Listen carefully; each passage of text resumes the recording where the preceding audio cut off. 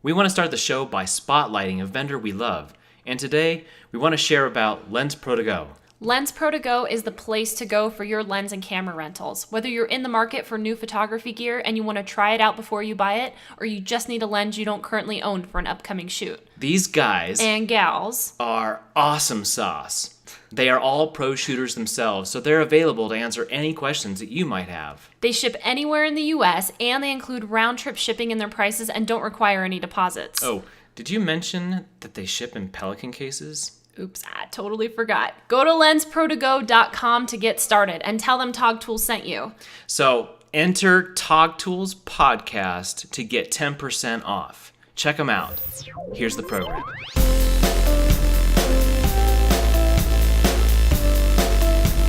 Hi, and welcome to the TogTools Podcast, where we get real about the business of photography. I'm Stephen Robertson. And I'm Jess Robertson, and today we're talking with Lynda Kennedy. I've known Lynda for almost 4 years now. We actually met at a MeRa Koh Photography workshop, and I'm so glad that we've stayed in touch over the years. She has been such an inspiration to me, and I'll never forget the first time I saw her pictures. Just the way she captures light is seriously magical. So she's just so much fun. Her laugh and her smile is super contagious, and she's been a photographer for 11 years. So she's seen it all, I'm sure. Her camera's taken her all over the world, and we're just really excited to have her on the show today. So thank you for being here. Thank you for having me. I'm excited to be with you guys. Absolutely. Awesome. Hey, so do we miss anything in your bio? Is there anything you want to fill in there? I don't think so. I'm supposed to say more? It is 11 years, right? Is it? Yes, I have photographed for 11 years, so I can expound on that a little bit. I started out with film, and I really didn't get my business really up and going till about, I'd say, 4 or 5 years ago. Even though I've been photographing for 11 years, I always struggled with my confidence and understanding f-stop and aperture, and mixing that with fractions always intimidated me. So although it's been 11 years, it's really been about 4 or 5 years that my business has really taken off, and it was due to my confidence.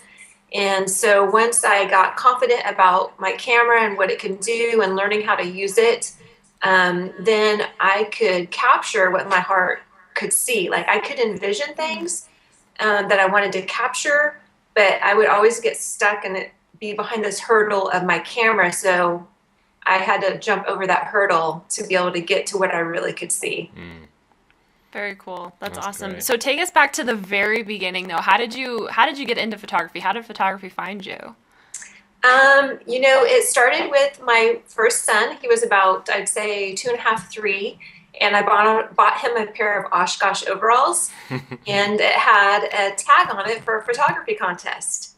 Oh, so I thought, well, I'll do this. I had a little film point and shoot camera, and I took him out with no shirt on over his overalls, so just his skin. And coincidence, I went out during the golden hour, which I had no idea what the golden hour was. And just him out in this field with this old barn, and he had a straw hat on, and they just turned out adorable. So then a lot of friends saw them, and they said, you really have an eye for this. You should do this. And it took me a while to believe that I could really do something I love and get paid for it. I felt kind of guilty about that. So that was initially how it started. And then I started having people just randomly call me that would ask me to photograph their engagement or even their weddings. And then one year, for my birthday, some friends pitched in together to buy me a nice camera. Aw, that's sweet. So, yeah, it was really cool. So that kind of just gave me the push that I needed to just believe that I really could do this, and that I could actually make a living, to help provide for our family's needs and enjoy it all at the same time.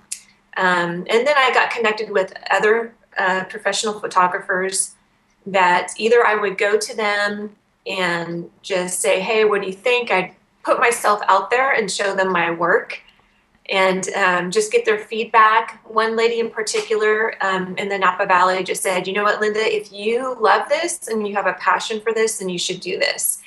So it wasn't even necessarily about how great of an image I could capture, but she really spoke to the passion in my heart. If you have a passion, then go for it. And then another gentleman close to San Francisco, he took me in and let me go second shoot for him at weddings when I didn't really know anything. And he just took a risk on me and got me exposed and just pushed me out of the nest. And so that was initially how I got started. Wow. Very cool. Cool So story. you said your confidence is what kind of helped you turn a corner. How did you gain that confidence? Like Jess said in the beginning, at the MeRa Koh Confidence Workshop, and actually also watching her videos, and just really the way that MeRa taught how to use the camera worked with me. I would read the Understanding Exposure, the famous book that everybody reads, and I couldn't retain what was there. I think it's the way that I learned. So it was more I needed hands-on and just a real practical way of understanding my camera. Also, the repetitiveness of it helped me. So really, it was her MeRa's teaching that just pushed me. And also that year before I went to her workshop, it was kind of an internal thing for me as well, where I needed to believe inside of myself that I could do this. Because every time I would hit that wall of, aperture, f-stop, and fractions, I would just back down and think, I really can't do this, and I can't call myself a professional. So I had to change the internal dialogue inside of my head and inside my heart and know, you know what, I can do this, and there's an answer for me somewhere. It's just a matter of me finding where it is and what works for me. And shortly after that was when I just had major breakthroughs, what I would call it, in my photography.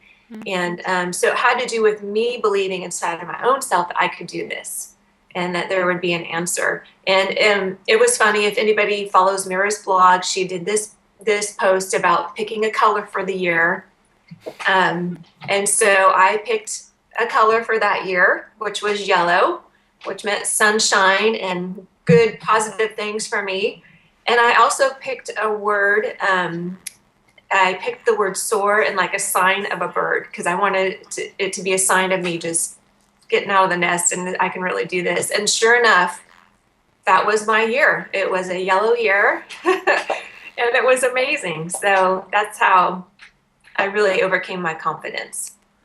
Or brought it up. Yeah, totally. So you mentioned the whole changing the inner dialogue, and we talk about this a lot. Obviously, how it starts in the mind and Right. How powerful the mind is. So beyond actually recognizing that that's kind of where this was happening and making the decision that, I need to change my inner dialogue, what specifically did you do to stay on track with that, to keep that confidence up and to stay focused on that? Because I know that's something that I struggle with. I might realize that something's in my mind and that I'm struggling with it, but it's staying on track and keeping that positive thought going. I think it's huge to surround yourself with people that believe in you. We all need a team of people around us, even if it's just 2 or 3. Your spouse, a good girlfriend, maybe somebody else in the business that can just feed into that side of you, and to keep going, stick at it, type attitude. It's huge to surround yourself with people that can fuel your dreams and fuel what is in your heart, and then also, again, just recognizing the dialogue that goes on inside your head, the thoughts that are passing, through. If there's a lot of negativity, I'm a big believer in stopping those thoughts, and taking control over the thoughts. And if that means turning on music so that my thoughts change somewhere else and I'm not feeding on those thoughts, sometimes I'll turn on music. Sometimes it's actually taking the time to recognize what is passing through my head, because sometimes thoughts pass through your head and you don't take time to stop and go, okay, was that a positive or a negative thought? And so realizing that we can control our thoughts, and not fuel and feed the negativity, but okay, the positive ones, and what you can do to encourage yourself, you know, whether it's being bold and putting an image on Facebook for others to see, and then you see the positive response that you get from it, it will fuel, you know, okay, I can do this. That went good, you know? Yeah. That's awesome. Thank you. I think that's so critical. I mean, it doesn't matter if it's like trying to get better at capturing light and, you know, understanding composition better. So you go out and you practice. Right. And yet here, you know, the whole confidence bit is something that, again, boils down to practice. You know, it's just making it a matter of, I noticed that you were becoming aware of that dialogue that is like, you know, will really kind of tear at you and say, what are you doing? Put the camera down, go watch TV or something like that. Right. You know, and you, instead of doing that, you turn the music on and say, no, here's my camera and I'm going to go and do it. Yeah. That's tremendous. Yeah. Yeah, I think too, you know, is that when that comes, is that we learn to push against it instead of fall back. You know what I mean? Right, like you have to find something inside that, okay, no, I'm going to push against it, or I'm going to go out and try again. You know, maybe that photo shoot or what you were attempting to do didn't work, you know, but you need to go try it again. You know, learn from your mistake and keep pushing and stretching yourself. Yeah. So I want to go back to when you decided that, you know, this is what I want to do for a living. I'm going to make this a business. Did you write a business plan? What were some of those first steps that you took when you decided to move from this is something I really love doing to I'm going to actually make a living doing this? The answer is no. I didn't write a business plan, but I should have. You know, I definitely think that is important to have goals. I did have, you know, goals in my mind, but to actually sit down and write something out, I didn't. But I would encourage people to do that. Yeah. Very cool. Yeah, absolutely. And what about your pricing? Like when you started, as far as your pricing, how did you come up with that? What did you do for? Yeah. Well, your first initially, pricing? you know, I would do things for free, so that I could have images for my portfolio and I could get experience. Then I started, you know, $50, something really low. And then something else I did that really was successful was I ran an ad in a mother's club. They would, back then it wasn't email, it was an actual printed paper that they sent out. And so I put in a little, just a little ad, a little tiny ad that said, you know, that you could have your children photographed for free. And then, but if they wanted images, I would sell them at half price. So it was a way to gather in people outside of like my sphere, people that I knew, and start branching out, working with people I didn't know, which is also another thing, you know, that lots of times you need to gain confidence in is working with people and people you don't know, because usually we start photographing people that we do know, you know, so that worked out really great. And they would always buy some images from me. And so it just kept building from there. And then as far as where my prices are now, you know, I just kind of studied the market in the area where I'm at. And my prices, I let them grow as my confidence grew and as my skills, I felt met that level that I wanted to reach at. You know, I didn't feel right inside my own self charging, you know, the going rate, so to speak, if I wasn't confident that I could match that with what my output was to them. So, you know, I gradually raised my prices. Right. Did you feel that as you were raising your prices that, I mean, you mentioned the whole confidence bit, but I kind of think about it like from the customer's vantage point, like, or the client's vantage point. Is there, you know, you may say, okay, well, I'm going to do a lifestyle session at say $350, you know, for a session fee, and yet, like, I know that's not, I don't feel like I can really even do that, but someone will look at your work and be like, $350, that's a steal, you know. It's that It's Right. it's that whole like tension right there of like Yes. what your clients actually perceive as your value versus what you perceive Right. as your value. How do you deal with that tension right there? Yeah, that's a good question. That is something else you have to really learn to build confidence in, that your work is worth the value that you're putting out there, and I think that too came from a lot of feedback from just an experience being out there and valuing my time, and my artwork, my editing time, my time away from my family, and knowing that I didn't want this to be a hobby, if it was going to take away from my family and my time spent with them, then I want it to be worth, that. And stepping back and looking at my work and realizing that, wow, sometimes like it is good. Like I hardly ever go on my website, and the other day I had to go on and like, wow, that website looks nice, So it's like sometimes when you see your own work before your eyes, like all the time, you don't realize the value and how much you've grown it. Does that make sense? Mm-hmm. Absolutely. Yeah. So, and then I think too, just confirmation from outside sources too that can affirm, yes, you can do this. Right.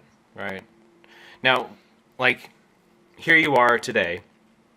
Think back to, 4 or 5 years ago. What's one thing that you would do different, knowing what you know now? Mm-hmm. Back then. If you could go back in time and, talk to, young Lynda. I'm sorry. He always almost hits me in the face. I'm so scared. Yeah, exactly. Well, I like to talk with my hands. Anyway, what's one thing that you would kind of like, tell her, hey, stop doing that, or do this instead, or something like that? Yeah. I thought about that question, and I think my number one answer would be to find your niche sooner, which wasn't back 10, 11 years ago. It seemed like the photographers I would watch or look at, they did everything, like you had to do everything. And so I just kind of followed that model. And which brought me to the point where I'm at today, where I just decided, okay, I'm not going to do weddings anymore. And the struggle it took for me to actually get to that point of letting weddings go, whereas actually in the very beginning I knew what I loved, but I thought I had to do everything. Does that make sense? Yeah. Hopefully I'm answering it okay. So I would tell that Lynda, find your niche and do what you love. And really make a business and make that, that one area just specialize in and make it, be what you're known for. Right. So tell us what you love. I have realized really just lately that I really love doing children.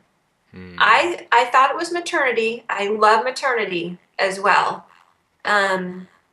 But I have this thing with children.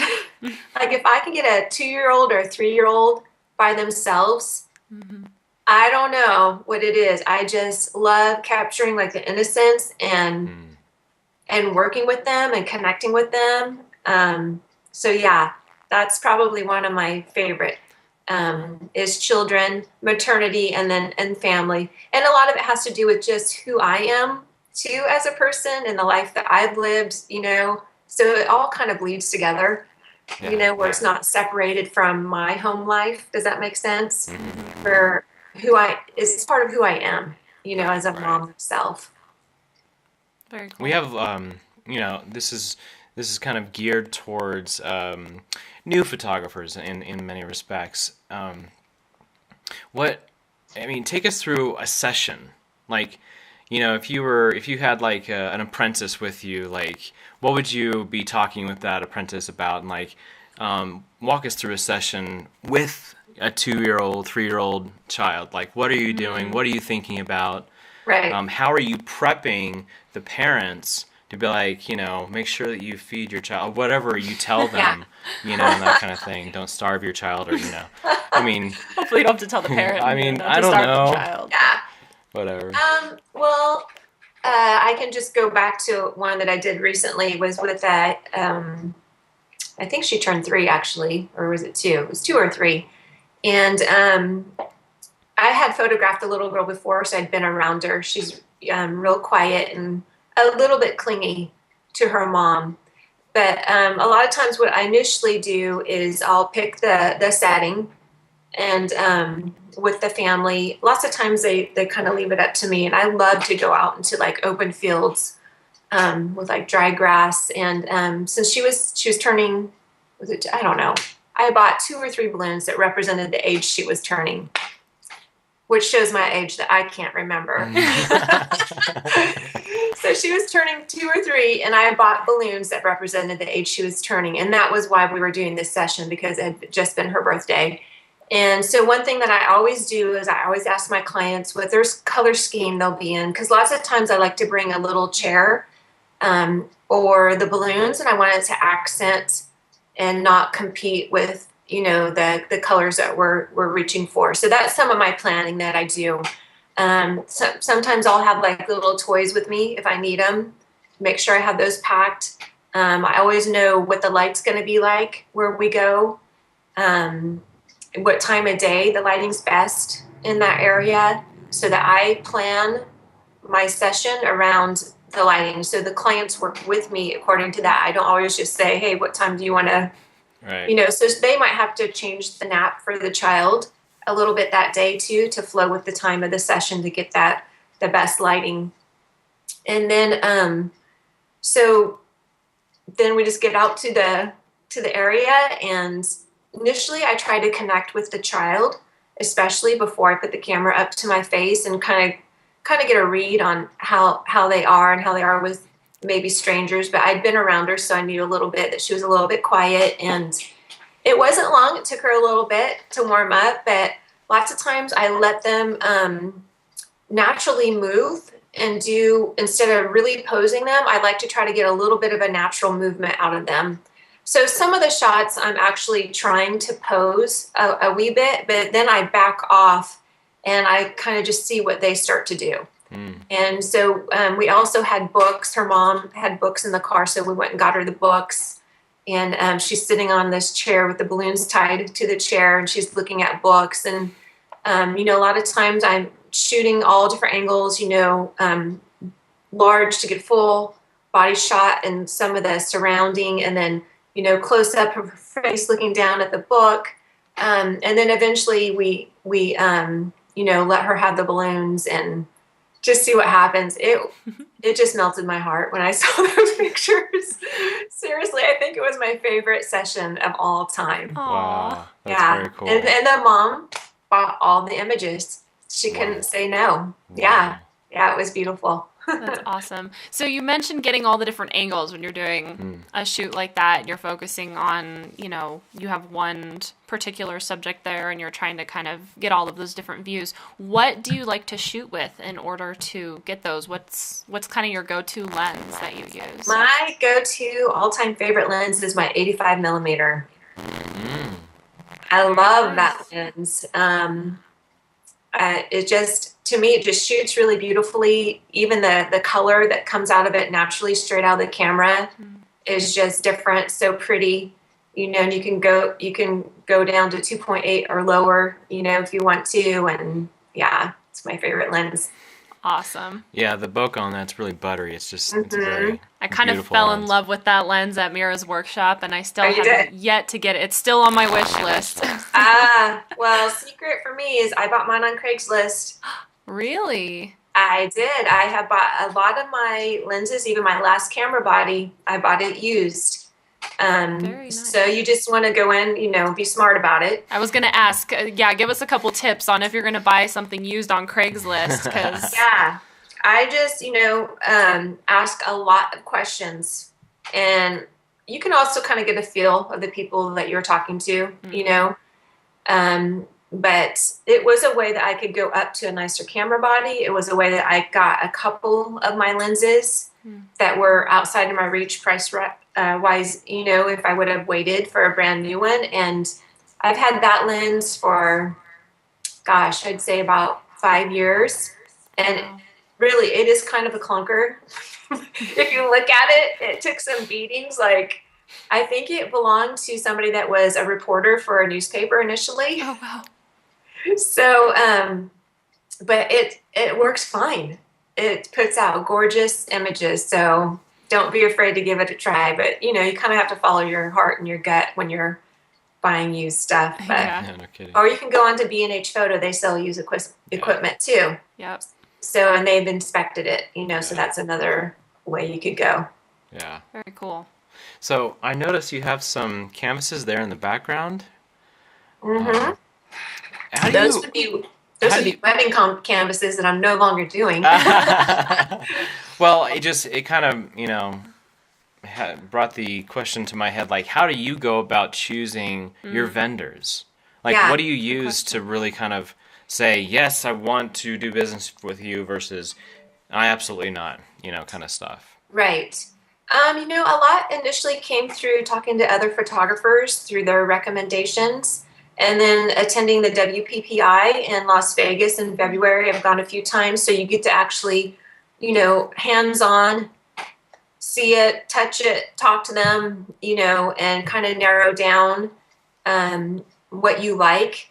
Another thing that's really huge for me is their customer service, because I'm one that tends to have a lot of questions and probably need a lot of help from time to time.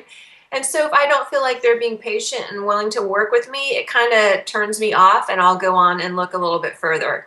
So that's how I have picked my vendors. Yeah, I have to agree 100% with the customer service. I'm the same way. Like, I move on pretty quickly if that's not there. Right. Yeah. I know we were talking about your 85 and that kind of thing. Are you a Canon shooter? Nikon. You're a Nikon shooter. I know. No. Rare. I'm not saying anything He against started that. with Nikon. That's where I actually started. Yeah, You my first did? camera was What a Nikon happened? film camera. That was his old camera. That's how I learned. Yeah. Oh, cool. I think it's kind of a I don't feel like this like allegiance to, one Yeah. or the other, but I do have a Canon. They're both good. I think it's about you learning how to use your camera Right. more than anything. Mm-hmm. Yeah. What were you going to ask? I absolutely agree. You were just curious if she was Canon or Nikon. Yeah. I thought he was going somewhere like deeper with that question. Yeah. So trying to convert me to Canon or something? No. I mean, He wouldn't. He wouldn't. unless Canon is watching this podcast, I could probably. That's awesome. So, Lynda, I have a question for you. So, as you know, the industry has become especially noisy in the last few years, and I'm sure you've noticed this shift even from when you got started 4 or 5 years ago. I feel like it's really been the last 2 to 3 years. What is something that you're doing to stand out from the crowd in your business? Like, and how would you encourage someone who's starting right now to do that from the very beginning if they can? Yeah. I think, even going back to our topic about a business plan would be, a great way to start. And then really just to be you, which we are starting to hear a lot about too. And to be authentic to yourself and not try to be someone else. I mean, I love looking at other photographers' work. And I do find inspiration from it, but there's a point where I try to be them that I don't want to cross that line, because then you're never going to make it. Do you know what I mean? Like, you're going to constantly be comparing yourself against somebody, and you will never hit the mark, because you're going to feel on the inside like you can't make it. You're never going to be good enough. So, let yourself be the one that you look at, and the one that you compete against is to get better than I was yesterday, rather than another person from the outside. So I think that's my number one bit of advice, is to really kind of dig deep and figure out who you are, and what you want to be. Like I said, like finding your niche, Right. and what you really want to do, and stay true to it, and don't feel like, you have to sway from that. That was another thing for me early on, was I loved shooting natural light. And then one of the photographers that I talked to, they were big on flash. And so I was like, okay, I better use flash. You know, so I tried that for a season, and I really didn't like how it looked, you know, but I thought to be professional, I had to use a flash. So, you know, if I would have known early on to stay true to what I love.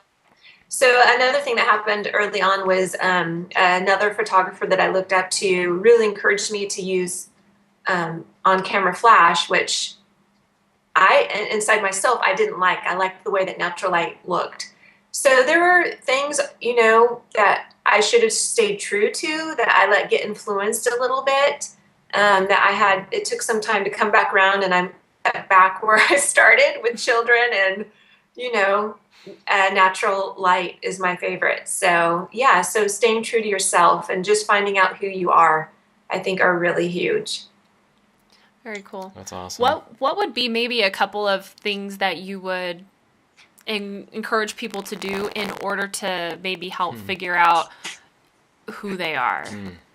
Because it's one thing to say, stay true to yourself, but I know, you know, I've been through a couple of like exercises and stuff. I think you may have done the same ones where, you know, you're asked to kind of choose your 3 to 5 words, or, you know, figure out who you are. What are some things that you did beyond just maybe, you know, I'm sure you kind of had that feeling in your gut a little bit of, this is something I really enjoy doing, but were there other like exercises or anything that you did to figure out? Yeah. Well, I think too, if you could even join on a shoot, you know, to experience, whether it be maternity, newborn, or second shoot for a wedding, to get a little bit of exposure and see how you feel about it, you know, if it's something you really enjoy or not. That's one way. And then another thing that I did was we did it at MeRa's workshop, where she had us tear out like 20 images out of magazines. And she specifically said, not people. Don't tear out any people pictures. And just go through magazines that you have at home, tear out 20 pictures that you are drawn to, that you really love. And then what we did was we laid them all out together and looked for a common theme that was in those images. That really helped me with my with finding out who I was. One thing it helped me with specifically was like my editing style. And like all the pictures I picked out were really vibrant. So if you go on my website, you'll see everything's really vibrant. Yes. Absolutely. You know, and it helped me because I'd be like, oh, well, they're editing like that and they're doing this, and like, what's the latest thing? And you just like are like all over the map. And it takes a lot of time to do that too. And then when you present it to your clients, they're like, okay, which one is your style, you know? Right. So it helps me to go, you know what, I'll just cross that off the list, that's how I'm going to edit. And I'm not going to like, you know, entertain it. Sure, I'll fine tune that a little bit as my skills develop, and maybe there's new editing software or whatnot, but I try to stay true to what I discovered really was me. And it's funny because you can see you like around your home or in your office, like my house is vibrant, like my clothes are vibrant, you know? So it's kind of like already there around you a bit, you know, like even like with children, I have always loved children. I've done a lot of work with children. So it's kind of like there's been little clues all along the way if you just pick up and pay attention to them. Yeah. That's awesome. Very cool. That's great. Well, I know we got to wrap things up here. You have your next appointment. But how do people get in touch with you if they want to connect with you? Are you on Twitter? Are you Facebook? Yeah, I'm on Facebook. And also they can always go to my website, www.LyndaKennedyPhotography.com, and that's Lynda with a Y. And there's a contact tab there. They can reach me that way too, but I'm constantly on Facebook messaging people, so that's a quick way as well. Awesome. Very cool. Thank you so much for taking the time to chat with us today, girl. We really appreciate it. Thank you so much. You guys are awesome. I'm so excited for what you're putting out there for new photographers. So great. Hey there, friend. Thanks so much for joining us. We hope that you're able to implement some of the tips and strategies discussed in this session. If you'd like to learn more about TogTools, please visit TogTools.com.